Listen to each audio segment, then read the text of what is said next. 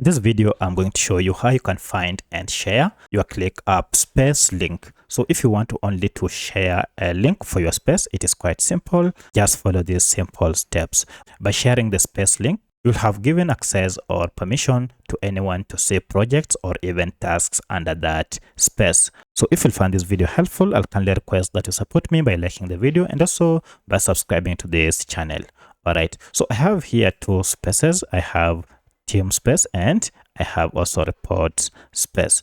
I'd like to go ahead and find and share team space. To do so, it is quite simple. Just head over to this space settings, and then in the short method, you can just go ahead and click on this copy link. So if you share this, it will be shared to anyone who clicks on this link will be able to access this space. However, if you like to share maybe private link, you can also go further and click on the same space settings and go to sharing and permissions.